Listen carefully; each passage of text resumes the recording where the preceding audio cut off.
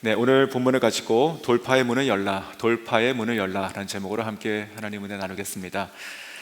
네, 본문에 나오는 고레스라고 하는 이름 잘 아시죠? 오늘 제가 설교 준비한 것은 아마 제가 설교한 것 중에서 가장 좀 딱딱한 그런 설교가 되지 않을까 조금 생각이 듭니다. 하지만 그래도 하나님께서 이 시간 함께 은혜 주시고 또 저희들 가운데 주시는 그 음성을 제가 들을 수 있으면 좋겠습니다. 네, 오늘 본문에 나오는 이 고레스라고 하는 이 사람은요, 역사적인 인물이죠. 우리가 보통 세계사를 보면 키로스 혹은 영어 성경에는 사이로스 이렇게 나와 있습니다. 실존 인물이고, 그리고 주전 559년에서 530년까지 그때 바사, 성경에 나오는 바사가 이제 페르시아입니다. 그 페르시아의 왕이었습니다. 그는 당시 그 메대 바사를 통일했고요. 그리고 바벨론을 정복했습니다. 그래서 당대 그 최대의 영토를 차지했던 그 제국의 왕이었습니다. 남유다가 바벨론으로 끌려갔었죠. 1차, 2차, 3차 통해서 끌려가죠.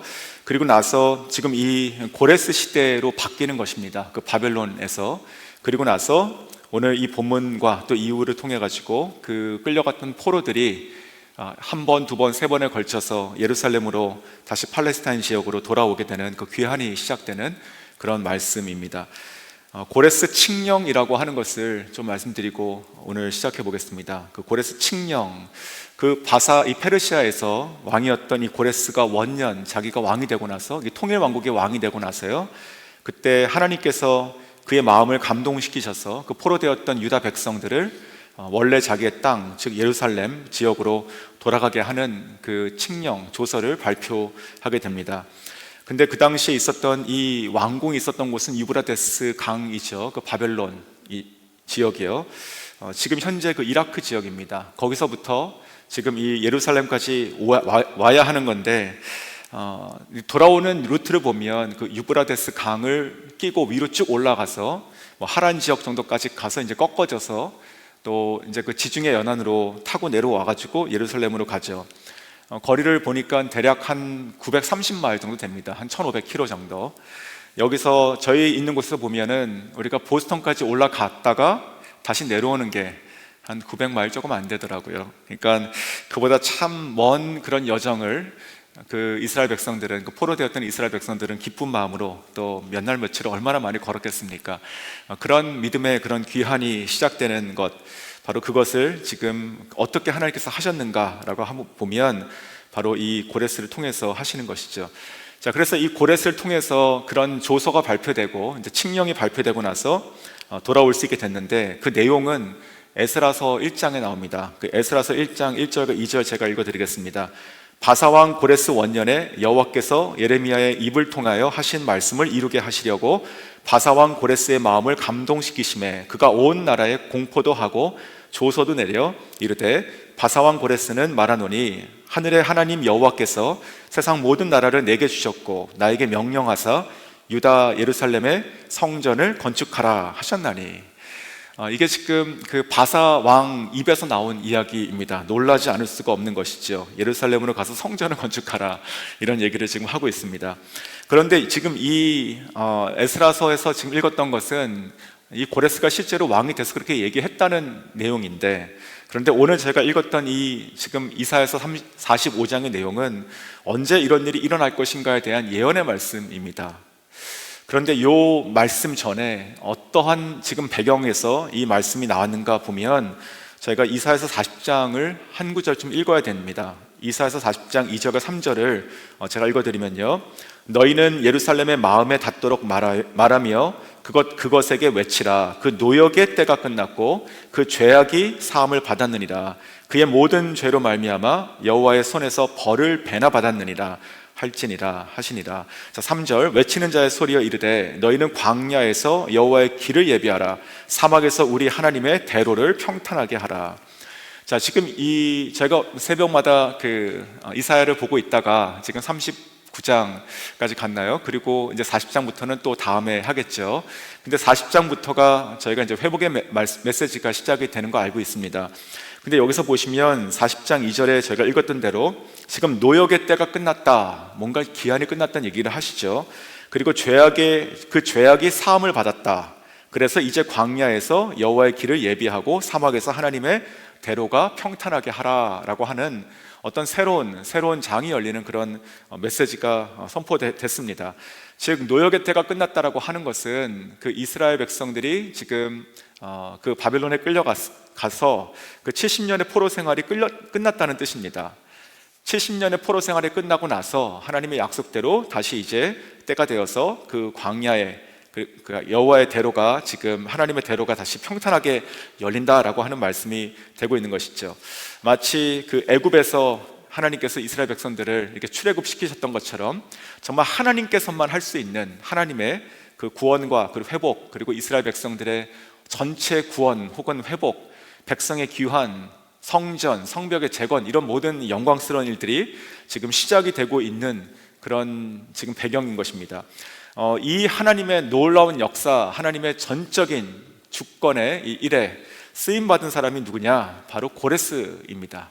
이 고레스가 그 하나님을 믿는 사람도 아니었고요, 그리고 바사의 왕이었고 하나님을 알지도 못했고, 하지만 하나님께서는 지명해서 부르셨고 그 위대한 일에 쓰신 인물인 것이죠. 그런데 오늘 이사야서를 보면 이 고레스라고 하는 사람이 나오는데, 원래 이 이름은요, 지금 이 이름이 나오고 있는 때는 이 고레스가 태어나기 전입니다. 고레스가 태어나기 전이에요. 그러니까 이사야는 우리가 주전 한 700년 정도 그 경에 그 사역했던 것으로 알 수 있습니다. 그렇게 생각을 해보시면 되고, 그리고 이 고레스가 이제 역사를 보면 이 왕으로 통일왕국의 그 바사의 왕이 됐던 것은 주전 538년입니다. 그래서 그때 칙령이 이렇게 발행되는 것이고요. 그러니까 대략 그 사이는 대략 한 170년 가까이 차이가 납니다. 그러니까 아무리 사람의 인간적인 계산을 해도 이 이사야가 뭐 100살, 150살 살았다 해도 말이 안 되는 것이지 않습니까? 그러니까 이것은 정말 하나님께서 이 고레스라고 하는 사람이 이 땅에 있기도 전에 그 사람의 이름을 정확하게 말씀을 하시고, 그를 통해서 내가 지명하여 불러서 내가 오른손을 잡고 내가 쭉쭉쭉 해서 나의 그 뜻을 이루겠다라고 하시는 것이죠. 이런 그 선지서들을 보면 그 뭐 이사야도 그렇고요, 그리고 뭐 예레미야도 그렇고 다니엘도 그렇고 뭐 에스겔도 그렇고 다 그렇습니다. 다른 여러 선지서들도 그렇고, 그런 선지서들을 읽으면 어찌 보면은 다 조각조각 하나님의 메시지가 다 있죠. 그런데 그것을 이런 장면을 보면 이 선지서들에 있는 것들도 연결이 되고, 또 그 선지자들도 서로 이렇게 교통했다, 이렇게 좀 생각이 듭니다. 위대한 조각이 맞춰지는 것 같습니다. 예를 들어서 하나님께서 지금 이 노역이 끝났다라고 하는 그 70년을 제가 말씀드릴 수 있는 이유는 예레미야에서 그 말씀을 하시죠. 25장인가요? 거기 나오죠. 예레미야를 통해 가지고 하나님께서 70년의 기한을 말씀하십니다. 그 포로 생활에. 그래서 그 포로 생활이 70년이라고 하셨는데, 그리고 이제 그 느부갓네살 왕이 남유다로 쳐들어와 가지고 3번 끌고 가잖아요, 사람들을. 그때 처음 끌고 갔던 것이 주전 605년이고 그때 처음 끌려갔던 무리 중에 다니엘 세 친구가 있었죠. 그 다니엘의 세 친구 다니엘이 605년에 10대 그 후반의 나이 때 이제 바벨론에 가가지고 왕궁 생활을 시작하지 않습니까? 그리고 쭉쭉쭉 하면서 다니엘서를 읽어보면 왕이 4번이나 바뀝니다. 결국은 왕이 4번 바뀌는 걸 계산해 보니까 한 60년 정도 산 것이고, 그래서 우리가 사자굴에 들어갔을 때는 80대가 되는 것이죠. 그렇게 되면서 이 다니엘서를 보면 그 예레미야의 71회에 대한 것을 깨달았다는 그 본문이 나옵니다. 그러니까 다니엘이 그 예레미야가 예언했던 그 70년에 대한 것을 캐치하고 있었죠.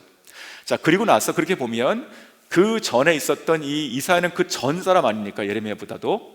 그러니까 더 전에 있었던 이 이사야서를 왜 몰랐겠습니까? 그러면 이 이사야서에서 있었던 이 하나님의 어떠한 그런 회복의 메시지 분명히 알고 있었을 것이라 저는 믿습니다.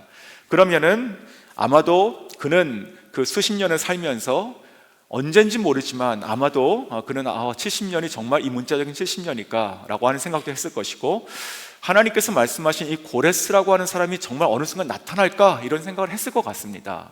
그렇지 않겠습니까? 그런데 그렇게 4번 왕이 바뀌고 나서 결국 그 고레스를 봤다는 것이죠. 이 다니엘이. 다니엘서 6장 28절 보면 이렇게 쓰여 있습니다.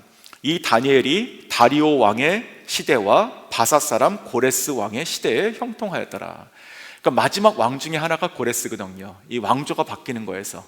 그러니까 저희는 다니엘을 중심으로 여러 가지 사건들을 가지고 저희가 많이 설교를 듣습니다. 하지만 이 다니엘이 살았던 그 시대에는 계속 흘러간 것이고, 결국은 이 고레스라고 하는 사람이 서는 것을 봤다는 것이죠.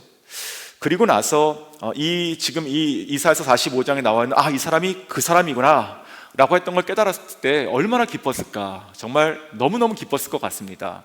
우리가 신약 성경 보면 예수님의 그 오심, 그러니까 이스라엘의 위로를 기다렸던 한 사람의 이름이 나옵니다. 시므온이라고. 그 시므온이 정말 평생 하나님께서 약속하신 그 메시아, 그 이스라엘의 위로를 기다리다가 그 아기 예수가 성전에 처음 왔을 때 그거를 보고 깨닫지 않습니까? 이분이구나 해가지고 안고 하나님께 감사드립니다. 이제 종을 놓아준다고요. 그러한 어떠한 기쁨이 아니었을까 저는 생각이 듭니다. 다니엘이 마지막에 이제 환상과 계시 같은 걸 쭉 쓰긴 하지만, 그러나 마지막에 자기가 봤던 이 고레스를 통해서 하나님께서 하실 거를 이 말씀을 통해서 믿었을 것이고 알았을 것이고, 그것을 봤을 때 얼마나 기뻤을까 생각이 듭니다. 저는 이 말씀 묵상하면서 그런 생각이 들었습니다. 우리가 성경이라는 것이 정말 놀라운 책이다. 진짜로 하나님께서 모든 역사를 주관하시는, 정말 그 하나님 천지창조하신 분이시고 모든 역사를 주관하신 분이시죠. 성경에 있는 모든 말씀들은 다 짝이 있는 것이고 다 때가 되면 다 그렇게 성취한다는 것이죠. 오늘 이 말씀을 보면서 막 가슴이 뛰지 않습니까? 이스라엘 백성에게, 아직 끌려가지 않은 이스라엘 백성에게 이스라엘을 통해 가지고 하나님께서 너희들의 노역의 때가 있을 것인데 그 때가 끝나고 나서 다시 돌아올 것이다. 다시 사막의 왕의 대로가 평탄하게 될 것이다 라고 말씀하시고, 또 그것이 바로 고레스라고 하는 아직 미래의 어떤 한 사람의 이름을 정확하게 거명하시지 않습니까? 이렇게 하면서 모든 것을 그대로 하나님께서 그 주권을 가지고 다 이루어 가셨다는 것이죠. 자, 이러한 어떤 배경을 가지고 볼 때 오늘 그 이사야서 45장에 나오는 제가 지금 읽은 이 세 절의 말씀이 어떤 의미가 있을까? 좀 한 가지 좀 생각해 봤습니다. 뭐냐면 바로 하나님께서는요, 이스라엘 백성의 역사 가운데 또 다른 한 번의 큰 새로운 장을 여셨다는 것입니다. 완전히 새로운 장. 사람의 힘으로 할 수 있는 것이 아니고 사람의 지혜나 아니면 어떤 열심으로 재력으로 우리가 열고 닫을 수 있는 그런 문이 아니라, 여기서 말하는 이 고레스 통해 가지고 하나님께서 약속하신 것은요, 정말 그 포로 생활 언제인지 모르고 그렇게 또 한 세 세대, 한 네 세대 정도 이렇게 아이를 낳고 살지 않았겠습니까? 근데 그들 가운데 언제 정말 하나님의 소망이 있을 것이고, 혹 내가 돌아갈 것이냐, 내 자녀들이 돌아갈 것이냐, 뭐 여러 가지 생각이 있었을 것입니다. 하지만 그러할 때에 지금 그러니까 사람의 힘으로는 완전히 아무것도 할 수 없는 그때에 하나님께서 이 고레스라고 하는 사람을 지명해서 그들에게 완전한 새로운 장을 여신다는 것이죠. 저는 이것이 하나님의 그 때, 우리가 얘기하는 그 카이로스라고 하는 때에 있지 않습니까? 그러니까 우리가 열망하고 소망하고 작정하고 열심을 품고 하는 그런 때 말고, 정말 우리의 능력과 한계를 넘어간 어떤 그 순간에 하나님의 때가 이뤘을 때, 그때 하나님께서 완전히 주권적으로 활짝 여시는 그런 하나님의 새로운 장이 열린다, 그런 생각이 들었습니다. 애굽에서 400년 동안 노예 생활했던 그 이스라엘 백성들을 하나님께서 어떻게 끌어내셨습니까? 모세라고 하는 한 사람을 통해 가지고 내 백성을 보내라 하면서 끌어내시죠. 모든 문들을 다 열고 광야로 나가게 합니다. 그때 저는 하나님께서 여셨던 문 중에 하나가 이제 홍해 바다문을 여셨다, 이렇게 좀 생각을 해봤습니다. 바다문 어떻게 사람이 열겠습니까? 하나님의 때가 임했을 때 그렇게 하나님께서 초자연적인 기적을 통해 가지고 모든 막혀 있는 것을 문을 여시고 구원하시죠. 그리고 또한 하나님께서는 그 광야에서 40년을 지냈던 그 백성들을 그 다음에 언약의 땅으로 또 들어가게 하십니다. 그때도 하나님은 비슷한 기적을 베푸셨습니다. 어떻게 하셨죠? 그때는 요단강을 끊으셨습니다. 기억나십니까? 요단강에게 그 하나님의 언약궤를 맨 제사장이 딱 들어가니까 그냥 그 물이 그냥 끊어지지 않습니까? 한쪽에 벽이 생기고 이쪽이 말라버리고. 그러니까 완전 기적이죠. 하나님께서는 그렇게 뭔가 때가 됐을 때 사람의 힘으로 도저히 할 수 없는 어떤 길을 트시고 또 그 문을 활짝 여셔서 그 백성 역사의 전체적인 하나의 챕터로 바꿔버리신다는 것이죠. 그러니까 이제 그 애굽에서의 어떤 긴 어떤 그런 인생 끝났고, 이제는 밖으로 나가서 이제 원래는 그 광야 나가서 예배하는 것이었지 않습니까? 원래 나갈 때는 그 표현이 성경에, 자, 광야로 나가는 것이었습니다. 구출. 근데 거기서 또 한참의 또 시간이 끝났습니다. 저희들의 죄 때문에. 그리고 때가 됐을 때 하나님의 언약의 땅으로 들어보내실 때 이제 광야의 모든 것은 광야에 묻어버리고 이제는 다시 이 요단강을 건너서 이것을 갈라서 막아서 건너가게 하지 않습니까? 그리고 하나님께서 언약의 그 땅들을 다 취해서 결국 살게 하시는 것이죠. 그런 어떤 큰 덩어리들이 지금 움직이고 있는데 지금 오늘 이 장면도 저는 그렇다 생각이 듭니다. 포로로 끌려갔죠. 죄로 인해서. 결국은 회개하지 않아서 죄로 인해서 끌려가지 않았습니까? 한 번, 두 번, 세 번 다 그렇게 수십만 명이 끌려갔습니다. 그리고 나중에 거기서 또 이제 계속 한 번, 두 번, 세 번 이런 식으로 첫 번째는 한 5만 명이 돌아오고요. 한 두 번째 돌아올 때는 한 1750명쯤 돌아오고 마지막 세 번째 느헤미야가 돌아올 때는 몇 명인지 성경에 나오지 않습니다. 어쨌든 수만 명 사람들이 돌아와서 성전과 성벽을 재건하고 다시 남아있던 사람들과 함께 그 나라를 건축하지 않습니까? 이와 같이 지금 하나님께서 하나님의 때가 됐을 때 정말 사람이 할 수 없는 새로운 장을 여신다. 저는 이것이 바로 이 고레스를 통해서 지금 말씀하시는 그것이라고 생각이 듭니다. 자, 그래서 그런 관점으로 오늘 1절에 다시 보시면 이렇습니다. 여호와께서 그의 기름 부음 받은 고레스에게 이같이 말씀하시되 내가 그의 오른손을 붙잡고 그 앞에 열국을 항복하게 하며 내가 왕들의 허리를 풀어 그 앞에 문들을 열고 성문들이 닫히지 못하게 하리라. 자, 고레스를 향해서 하나님께서는 나의 기름 부은 자다라고 했습니다. 아직 태어나지 않은 사람이죠. 하나님께서 전적으로 쓰시는 기름 부은 자다라고 말씀하셨고, 그리고 그의 오른손을 내가 붙잡고 내가 전진하겠다 이렇게 말씀하시는 것이죠. 오른손이라고 하는 것은 상징이죠. 이제 파워, 힘이죠. 그러니까 하나님께서 그의 오른손을 붙잡으시고 하나님께서 그의 오른손이 되셔서 이 고레스의 능력과 힘이 아니라 하나님의 능력과 섭리 가운데 이 고레스를 통해 가지고 통일도 되는 것이고 또 이제 이스라엘 백성이 돌아올 수 있는 그런 길을 또 트시는 것이죠. 그래서 이 고레스를 통해 가지고 열국을 항복하게 하겠다. 내가 그들의 모든 허리들을 다 풀어버려 가지고 내가 지금 열국을 다 항복하게 하겠다. 그리고 또 모든 문들을 다 열어버리겠다. 그리고 내가 모든 문들, 특별히 성문들이 열릴 것인데 그 한 번 열린 성문들은 다시 닫히지 못하게 하겠다. 지금 말씀하고 계십니다. 여기서 지금 성문을 좀 생각해 보면 좋겠습니다. 이 성문에 대한 얘기가 왜냐하면 이 지금 창세기부터 시작해가지고 조금 중요한 부분에 좀 반복이 몇 번 더 나오고 있기 때문에 그렇습니다. 창세기로 거슬러 올라가면 하나님께서 이 문에 대한 개념을 가지고 축복의 개념으로 좀 쓰신 경우들이 있습니다. 요즘도 그렇다고 합니다. 유대인들이 자기 자녀들을 축복할 때 이런 식으로 축복한대요. 당신의 자녀가 너의 씨가 그 대적의 성문을 차지하길 원합니다. 이게 성경 말씀에서 왔는데 이제 이런 것입니다. 그러니까 하나님께서 이제 아브라함이 이제 그 사랑하는 아들 이삭을 그 모리아산에서 바치라는 그 시험을 하지 않습니까? 그때 그 번제물로 바치는 것을 보고 막으시고 그리고 나서 아브라함에게 이렇게 축복하십니다. 내 씨가 대적의 성문을 취하리라. 자, 창세기 22장 17절 말씀인데요.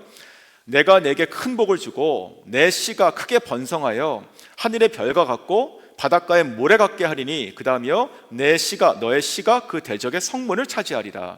자, 이게 지금 아브라함이 정말 순종의 그 완성이잖아요. 이제야 너가 날 사랑하는 줄 알겠다라고 하나님께서 말씀하시죠. 그때 그러니까 그 믿음의 조상이 되는 그 마지막 테스트를 통과했을 때 하나님께서 인정하시고 주셨던 축복의 메시지가 뭐냐면 너의 씨가 바로 그 대적의 성문을 차지하겠다 이렇게 지금 얘기하고 있는 것이죠. 그러니까 이 대적의 성문을 차지한다에서 그 차지한다라는 그 뜻은 무엇이냐면 그러니까 그냥 아무 주인 없는 거, 그냥 떨어져 있는 거 줍는 거 이런 뜻이 아니고요.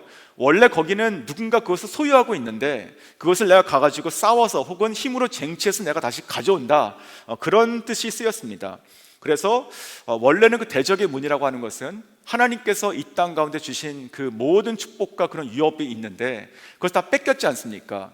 그 뺏긴 것들을 다시 너의 씨를 통해서 내가 함께하는 너의 자손과 자손의 자손을 통해 가지고 내가 모든 그 대적에 빼앗겼던 모든 것들을 내가 다 성문을 차지해서 내가 그 안에 있는 것을 다 가지고 너에게 다시 주겠다라고 하나님의 언약의 말씀이 되는 것이죠. 또 창세기 24장 60절에 보시면 그 리브가 그 이삭의 와이프잖아요. 리브가가 그 이삭의 아내가 되기 위해서 이제 집을 떠나게 됩니다. 자기 고향을.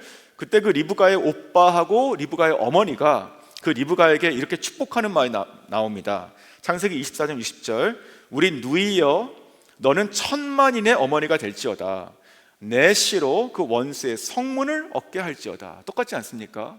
그렇죠? 그러니까 천만인의 어미가 될 것이다. 마치 아브라함의 그 사라처럼, 그 열국의 어머니처럼, 그렇게 그 이름 자체가 굉장히 가지고 있는 큰 축복이었죠.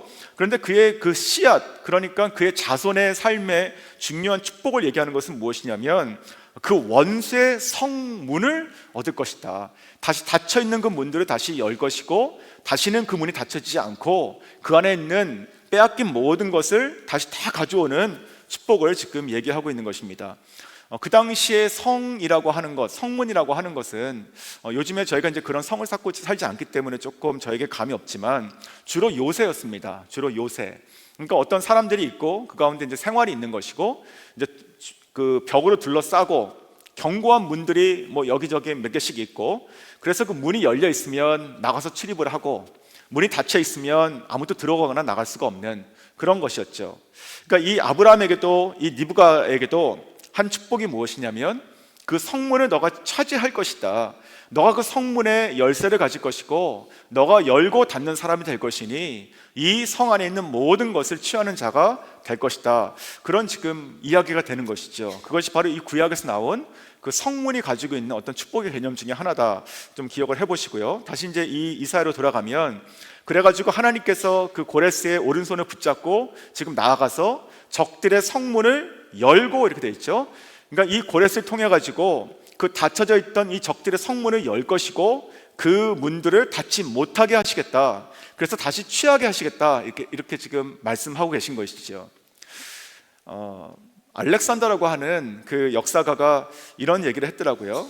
자기가 찾아보니까 당시에 그 바사가, 실제 고레스가 이 바벨론을 쳐가지고 멸망시킬 때 그 이 바벨론에서는 그냥 큰 그 도시 자체가 큰 연회가 벌어져 있었다고 합니다. 그런데 그때 마침 모든 성문들 다 열고 그냥 다 파티하고 있었는데, 그래서 이 바사 군대가 이렇게 쭉 들어갔을 때 문이 다 열려 있었고 그냥 들어가서 너무 쉽게 점령했다라고 하는 얘기도 하는데, 그 말이 진짜인지 아닌지 제가 잘 모르겠습니다.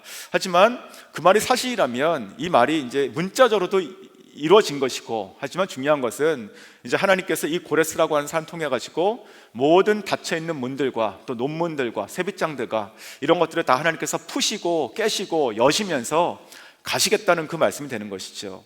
저는 지난주까지 봤던 그 문들이 있지 않습니까? 오늘하고 조금 약간 결이 좀 틀립니다. 지난주까지 봤던 것은, 처음에 세 개는 우리가 이제 개념적인 의미적인 그런 하늘의 문에 대한 얘기를 좀 세 번 했었고, 그리고 이제 지난 두 번은 그 광대하고 유효한 문, 그리고 또 전도 혹은 말씀의 문을 열어라, 이렇게 말씀 나눴었습니다. 그때 문들은 하나님께서 우리에게 주신 어떤 기회, 어떤 때, 이런 것들입니다. 어떠한 때가 되면, 그런 것들이 딱 이루어지는 그때가 되면 그때 박차고 나가는 것이죠. 그런 어떤 기회의 문이었다면, 오늘 지금 다루고 있는 이 문은요, 일종의 그 권세의 문입니다. 권세의 문. 그러니까 사람이 힘으로 열 수 없는 것, 하나님께서 하나님의 때에 하나님께서 부수고 나가시는 문들.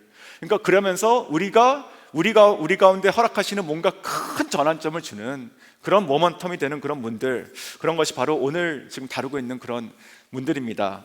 그래서 이 성문을 하나님께서 열고 닫지 못하게 하시겠다라고 지금 말씀하고 있는 것이죠. 자, 본문 2절에 보시면 또 이렇게 말씀하십니다. 내가 너보다 앞서가서 험한 것을 평탄하게 하며 논문을 쳐서 부수며 세빗장을 꺾고. 자, 내가라고 하는 것은 지금 말씀하고 있는 여호와 하나님 자신이시죠. 그러니까 하나님께서 지금 고레스를 이렇게 들어서 쓰시는데, 그럼에도 불구하고 지금 2절에서 뭐라고 말씀하셨습니까? 내가 너보다 앞서갈 것이다. 내가 앞서가가지고 내가 험한 것을 다 평탄하게 할 것이야. 그리고 나는 모든 논문들이 있으면 내가 그것을 다 쳐부술 것이야. 모든 빗장에 다 걸려 있으면 내가 다 꺾거나 다 열어버릴 거야. 이렇게 지금 얘기하고 계신 것입니다. 지금 이 모습 보시면 어떤 생각이 드십니까? 이 모습 보시면요, 하나님께서 지금 쭉 저는 돌파하는 모습이 보이는 것입니다. 그냥 사람이요, 아무리 이 고레스가 그 당시에 있었던 뭐 대제국의 뭐 황제건 왕이건 정말 영토를 가지고 있었던 그런 사람이라 하더라도 못하는 것이 있는 것이죠. 사람의 힘으로 안 되는 것이 있는 것이에요. 그리고 더군다나 지금 이 고레스가 뭐 사람이 얼마나 좋아가지고 자기 민족 가운데 있는 그 노예로 있는 포로로 있는 사람들을 이렇게 막 놔주겠습니까? 그렇잖아요. 일이라도 시켜야지. 근데 이제 그런 것들을 보면 이 포로로 있던 살아갔던 사람들, 70년 살아갔던 그 사람들의 자손들 봤을 때 도대체 이 거대한 이 바벨론 혹은 이 바사에서 우리가 어떻게 살아갈 것 아니면 돌아갈 것, 이런 것은 거진 불가능한 그냥 희망이죠.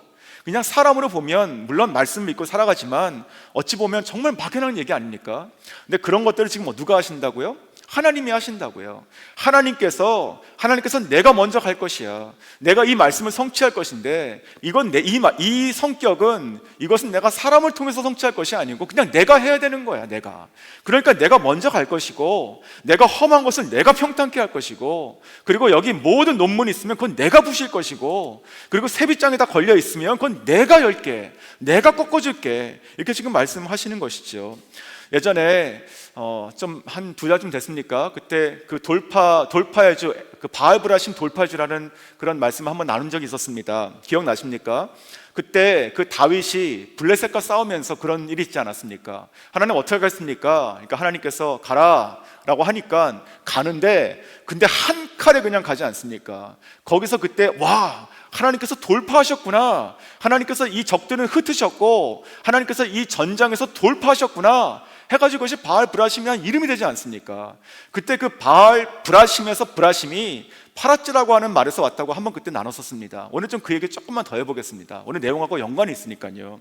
그 파라찌라고 하는 것이 결국은 돌파한다, 혹은 이렇게 만약에 큰 바켓스가 있어요. 여기다가 이렇게 물을 담아놓고 확 부으면 어떻게 됩니까? 그 물이 떨어져가지고 팍 퍼지죠.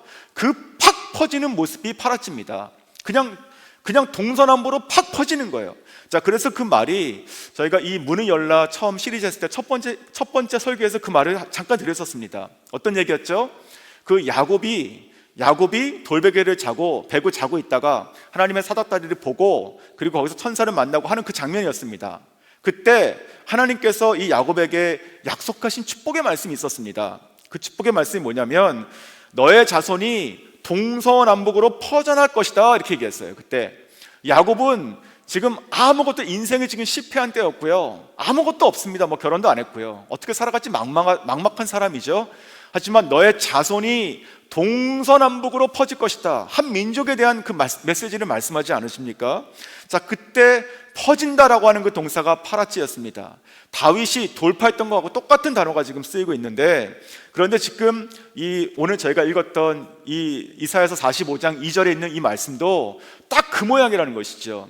하나님께서 내가 간다, 내가 앞서가고 내가 평탄케 하고 내가 돌도 치울 것이고 내가 문 부실 것이고 내가 세빗장 내가 열 것이야, 내가 꺾어버릴 것이야, 내가 그냥 앞으로 돌파한다, 이렇게 보입니다. 이런 식으로 하나님께서 직접 어떠한 순간에 진짜 사람의 힘으로 되지 않는 큰 문이 열릴 때, 어떠한 큰 전환점이 있을 때, 이건 어떻게 보면 공동체 개념이죠. 뭐 개인도 마찬가지지만 어떤 한 공동체의 큰 어떤 챕터가 바뀌는 거 아닙니까? 그럴 때 하나님께서 앞서가시는 장면들이 성경에 또 나오는 데가 있습니다. 그 미가서 2장 13절인데 이렇게 되어 있습니다. 길을 여는 자가 그들 앞에 올라가고 그들은 길을 열어 성문에 이르러서는 그리로 나갈 것이며 그들의 왕이 앞서가며 여호와께서는 선두로 가시리라. 자, 하나님께서 선두로 가신대요. 하나님께서 선두로 가신대요. 길이 열리고 하나님께서 맨 앞에 가시는 것입니다. 멋있지 않습니까? 자, 그런데 지금 이 미가서에는 한국말에는 숨어있는 그 원어의 뜻이 지금 하나 더 들어가 있습니다. 뭐냐면, 지금 한국말에서 뭐라고 되어 있냐면요, 길을 여는 자, 이렇게 되어 있죠. 길을 여는 자. 근데 길을 여는 자가 직역하면 뭐냐면 길을 부수고 여는 자입니다. 조금 전에 말씀드렸던 그 파라찌, 돌파하는 자, 그러니까 길을 돌파해서 흩어서 부숴서 여는 자, 이런 뜻이 정확히 들어가 있고요. 그리고 또 성문에 이르러서는 이 부분도 마찬가지입니다. 여기도 성문을 부수고 이르러서는 이렇게 똑같이 들어가 있습니다. 그 동사가. 그러니까 하나님께서 뭔가 사람의 힘으로 할 수 있는 것이 아닌 어느 순간에는 하나님의 절대적인 권력과 절대적인 그 강력함을 가지고 돌파해내신다는 것이죠. 그 단어가, 똑같은 단어가 지금 쓰였다는 것입니다.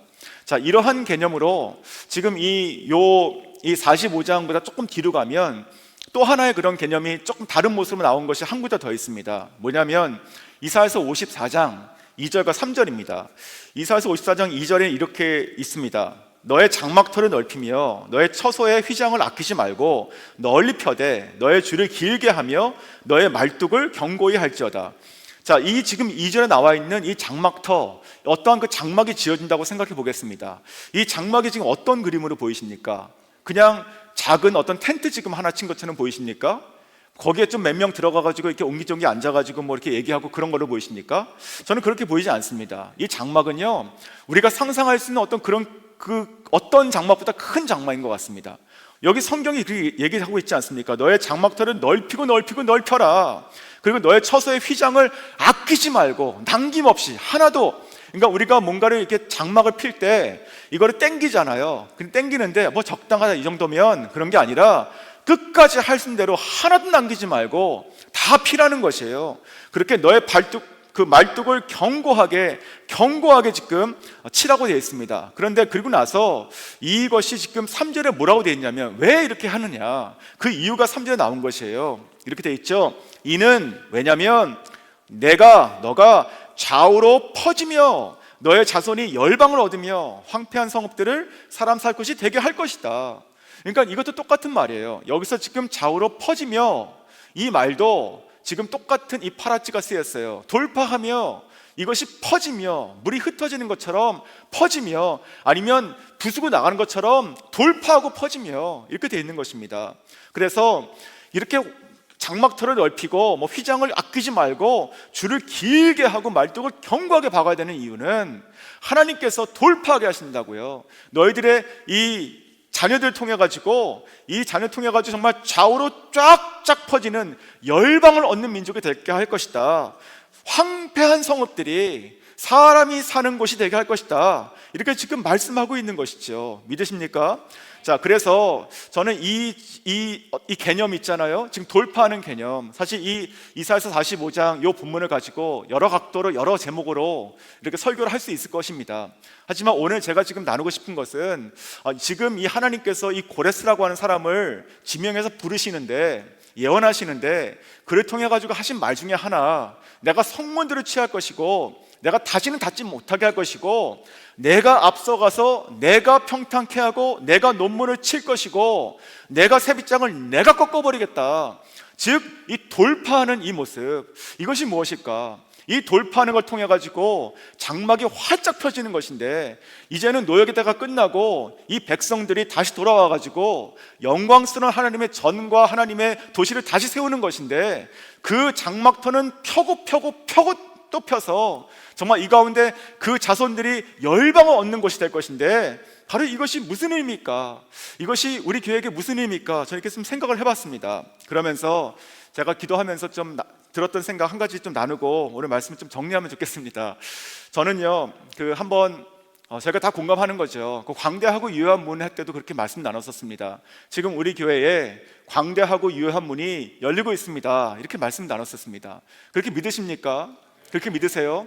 저는 정말로 믿습니다. 진짜로. 그냥 이렇게 바라는 것이 아니고 진짜 그런 것 같아요. 정말로 믿어요. 살아가면서 이러한 어떠한 그런 이 타이밍 있잖아요. 뭔가 우리가 신앙생활 하면서 같이 한 마음이 되고 뭔가를 위해서 같이 기도할 수 있는 어떤 그 마음을 부어주시는 것이, 한번 생각해 보십시오. 몇 번이나 있었는지. 아마 없었을 수도 있을 것 같습니다. 저는 근데 진짜로 이렇게 믿습니다. 아마 정말 그래서 가슴이 뛰어요. 그것이 당장 뭐 언제 어떻게 이런 건 모르겠습니다. 하지만 하나님께서 분명한 것은 저희 교회에 새로운 장을 여신다고 저는 믿습니다.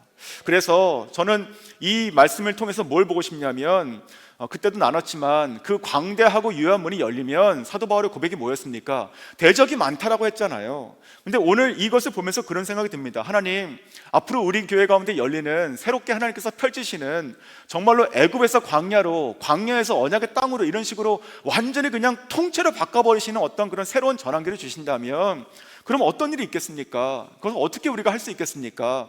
우리가 할 수 있는 건 물론 최선을 다해야죠. 하지만 하나님께서 돌파하셔야 되는 것이 아니겠습니까? 하나님께서 모든 것들을 평탄케 하시고 먼저 가셔야 되는 것이고, 그리고 또한 모든 논문들, 그 논문들이 다 녹이 쓰여 있다면 그것은 오래돼가지고 열리지가 않는 거잖아요. 그런 문들 다 하나님께서 부숴버리셔야 되는 것이고, 또 세빗장들이요, 열쇠가 없으면 어떻게 엽니까 우리가? 하나님께서 그걸 다 꺾어가지고 여시겠다고 하지 않습니까? 그래가지고 결국은 내가 너를 불러서 내가 나의 백성의 여호와 하나님인 것을 너와 온 천하가 알게 하겠다, 지금 그렇게 말씀하고 있지 않습니까? 그 안에 있는 모든 숨은 보화와 재물들을 다 너에게 주겠다. 우리가 숨은 보화 재물에 뭐 이렇게 너무 관심 갖는 것이 아니라 그냥 그 모습 보시면 그냥 막 돌파하고, 하나님께서 지금 이 메시지가 선포되기 때는요 아직도 끌려가지도 않은 때입니다. 하지만 그 바벨론에 있었던 이 다니엘이나 아니면 새 친구라든지 아니면 에스겔도 에스겔도 바벨론에 있지 않았습니까? 그러한 선지자들이 이 예레미야서나 아니면 이사야서를 보면서 얼마나 흥분됐겠어요. 뭔지 모르지만 하나님께서 뜨겁게 부어주시는 그 회복의 말씀, 그리고 뭔가 알 수 없지만 다가오는 그 하나님의 성취의 어떤 그 타이밍이 온다는 생각을 했을 때 얼마나 기뻤겠습니까? 그런데 그것이 지금 그냥 되는 것이 아니라 그때 이 일은 하나님께서 여신다고요. 하나님께서. 저는 그래서 좀 같이 기도했으면 좋겠다 생각이 듭니다. 우리가 기도할 것이 무엇이냐면, 정말 우리 교회가 우리 교회 공동체로서, 교회라는 것은 우리 사람 아닙니까? 우리 교회 공동체로서 같이 기도하고 돌파해야 될 대적의 문들이 많을 것입니다. 앞으로 논문들도 많을 거라 생각이 듭니다.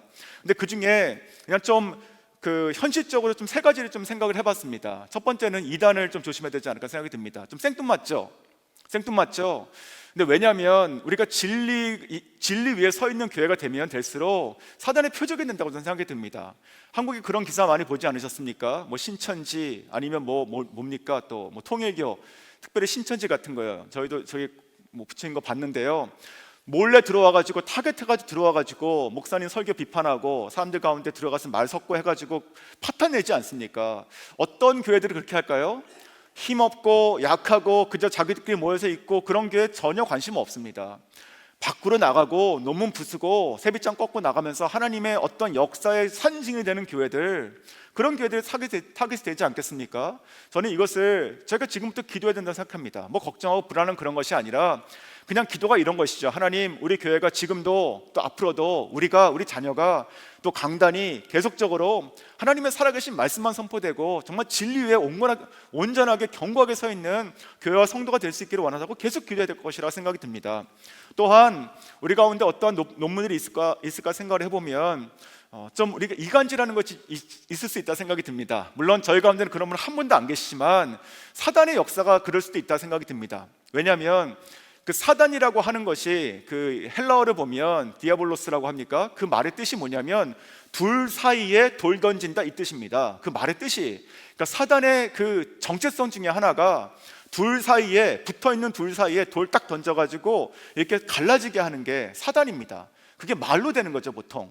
그러니까 저희는 아직 그런 일이 없겠지만, 하지만 하나님께서 견고하게 쓰시고 또 정말로 진짜 이제 정말로 하나님께서 새로운 챕터로 진짜 이끌어 가시는 그때 우리 안에서 그런 말들이 우리를 분열시키지 않도록 우리가 해야 되는데, 저희는 기도해야 된다는 생각이 듭니다. 또 하나는요, 그런 생각이 들었습니다. 시기입니다. 시기. 뭐냐면 이것은 밖에서 오는 시기죠. 우리 가운데, 저희 가운데 아무런 문제가 없다 하더라도 저희를 통해서 보고 시기하고 비방하는 자들이 더 많아질 거라 생각이 듭니다. 지금은 별로 없는 것 같습니다. 하지만 앞으로 더 많아질 것 같습니다. 그러면 이제 목사님의 책도 나오실 것이고, 또 제가 교회 이제 그 비전센터 건축하고 하면은 뉴스도 나올 것이고 알려질 거 아니겠습니까? 그러면 그거에 대해 가지고 이러쿵저러쿵 하는 얘기들이 얼마나 많이 나올 수 있겠습니까?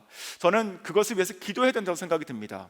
지금부터 하나님, 우리 교회를 앞으로 방해할, 우리 교회가 정말 부흥되고 하나님께서 나아가게 하시는 그 대로가 있는데, 아버지, 그런 그 꽁꽁 잠겨 있는 것 같은 문들, 또 평탄하지 못하게 막 돌 깔아 놓는 것들이 있지 않습니까?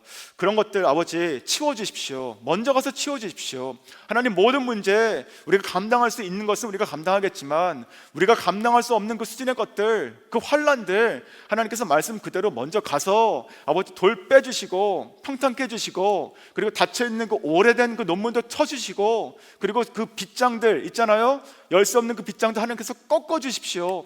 우리가 기도했으면 좋겠습니다. 그리고 또한 그런 생각이 듭니다. 아까 그 54장에 나눴던 그 장막터를 넓게 피면 너의 자손이 거기서 이렇게 그 좌우로 퍼지고 또 열방을 얻는다 이렇게 됐지 않았습니까? 저는 그것을 가지고도 저희가 이 비전센터를 위해서 기도했으면 좋겠다 생각이 듭니다. 뭐냐면 비전센터가 큰 장막이지 않습니까? 교회 자체가 그렇고 그 장막을 하나님께서 이렇게 넓게 펴고 그 말뚝을 견고하게 지으라라고 말씀하신다면 그렇게 지은 그 건물 안에 뭐가 있느냐? 너의 자손이 거기서 좌우로 퍼지는 것이고 열방을 얻는 그런 역사가 일어나는 것이 아니겠습니까? 저는 이 건축하는 과정 자체가 하나님의 돌파가 필요하겠죠. 저희들은 늘 항상 기도하고 있지만 하지만 저희 목사님하고 우리 건축팀들을 보면 정말 매주 만나고 또 아주 디테일한 사안들 가지고 정말 고민하시고 또 그것에 위해서 결정하시고 시간 두시고 그렇게 지금 하고 계십니다. 그러니까 뭔가 이렇게 하나씩 보면 이게 다 조그만 문들 같아요. 뭐 가령 예를 들어서 제가 이 말씀 준비하면서 그런 생각도 했습니다. 오늘 하나님 오늘 이 2절에 있는 말씀처럼 정말 이 평탄하게 해주십시오. 거친 땅을 평탄하게 해주십시오. 저희 조금 있으면 여기 땅 파가지고 지질 검사하는데 혹시 밑에 있는 이 돌들이 있으면 하나님 먼저 가셔가지고 좀 하나님 빼주시고 평탄하게 해주십시오. 그런 기도도 됐습니다. 그래서 이 모든 것들이 보면 앞으로도 이제 넘어가야 될 논문들도 많은 것이고 잠겨있는 것도 많이 있지 않겠습니까? 앞으로 이제 정말 첫 삽을 뜨고 나서부터는 또 얼마나 많은 여러 가지 상황들이 갑자기 일어나겠습니까? 그런 것들을 저희가 어떻게 감당할 수 있겠습니까? 아니면 감당하면 얼마나 많은 시간이 필요하겠습니까? 또 근데 그런 것들을 하나님께서 미리 가셔서 그것을 다 감당할 수 있기를 저희가 또 기도해야 될 것이지만 또한 이 파렛지라고 하는 것은 이렇게 흩어지는 것이 아닙니까? 그렇게 돼가지고 세워진 그 건물 가운데 누가 있느냐? 바로 우리가 꿈꾸는 그 자녀들뿐만이 아니고 그 가운데 어떤 일이 일어나는가? 저는 이렇게 생각이 들었습니다. 하나님 정말로 그 가운데 진짜로 그 예수 믿지 않은 많은 사람들이 그곳에 와가지고 EM이건 KM이건 어린이건요 와가지고 정말로 살아계신 하나님 만나는 그런 거 되게 원합니다. 또 그리고 정말 주일뿐만이 아니고 평일에도 와가지고 다음 세대들이 와가지고 어린이들뿐만 아니고 뭐 유스 아이들도 그렇고 청년도 그렇고요 와가지고 정말 거기서 교육받고 또 훈련받고 뭐 뛰놀고 재밌게 지내고 하면서 하나님 나라에 정말 열방을 유업으로 얻는 정말 좌우로 퍼지고 열방을 얻는 그런 사람들로 퍼져나갈 수 있게 원합니다. 열방을 얻는다고 했으니까 정말 우리가 꿈꾸는 것처럼 우리가 자랑하는 파송선교사 100명을 넘어서서 정말 300명 목사님 꿈꾸지 않으십니까? 저는 가능한 것이 아니라 된다고 생각합니다. 진짜 그냥 가능한 게 아니고 그냥 되는 거예요. 그냥 그러니까 그런 마음으로 제가 기도할 때 하나님 그 모습 저희가 보고 싶습니다. 우리가 보든지 우리 자녀가 보든지 정말 보게 해주십시오. 그런 꿈을 꿨으면 좋겠습니다. 뿐만 아니고요 저희 가운데 정말 힘들고 어려우신 분들이 있잖아요. 특별히 육체의 고통 가지고 계신 분들도 돼요. 그런 분들도 저는 저희 교회가 하나님의 살아계신 성령의 역사 우리가 매 주일마다 정말 기도하시는 분들이 항상 빼놓지 않고 기도하시는 거 있잖아요. 사도행전 중에 기적과 이적이 나타나는 교회라고 하잖아요. 정말로 살아계신 하나님께서 지금 살아계시니까 성령님께서 저는 그런 역사와 기적들이 증거들이 정말 이 세상이 그런 것들을 다 조롱하고 그리고 그런 것들이 없다고 얘기하는 이 시대에서 살아갈 때 하나님께서 그런 것들을 우리 교회 가운데 우리가 세우는 그 비전센터 그 건물 가운데 하나님께서 매번 그렇게 가득하게 보여줬으면 좋겠습니다.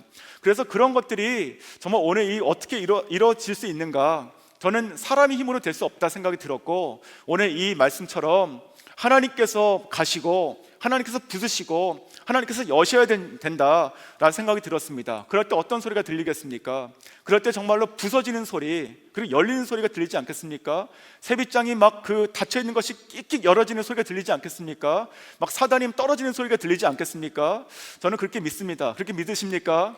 그런데 이것을 우리가 꿈꾸면은 한 가지 마지막으로 좀 생각할 것이 무엇이냐면 이 교회 공동체에 대한 이 말씀을 우리가 생각하고 같이 기도할 때 이것은 나에 있어서 하나님께서 나를 향해서 주시는 내가 또한 나의 영역에서 내가 묶여있고 닫혀있는 것들을 내가 하나씩 여는 것을 통해서 하나님께서 전체 공동체를 여신다는 것입니다. 무엇입니까? 나는 아무것도 안 하고 나는 그저 그렇게 머물지만 그래 하나님께서 교회에서 그렇게 해주시겠지 라고 하는 것이 아니라 하나님 지금 나에게 내가 지금 갇혀 있는 이 환경들, 그리고 내가 지금 막혀 있는 이 문들, 내가 지금 이제는 더 이상 주저하지 않고 하나님과 함께 열기를 원합니다라고 기도하셔야 되는 것입니다. 저는 그 중에 하나가 이런 것이 아닐까 생각이 듭니다. 우리가 하나님께 헌신하고 또 하나님의 뜻이라고 알고 있는 것들이 있습니다. 아마 각자에게 그런 것들이 있으실 것입니다. 혹시 지금 제 말씀 들으면서 그렇지, 내가 참 최근에 순종하지 못했던, 고민하고 갈등하는 것이 있습니까? 저는 그것이 하나님께서 지금 오늘 메시지를 통해 가지고 우리에게 말씀하시는 그것을 돌파라고 말씀하신 것이라고 생각이 듭니다.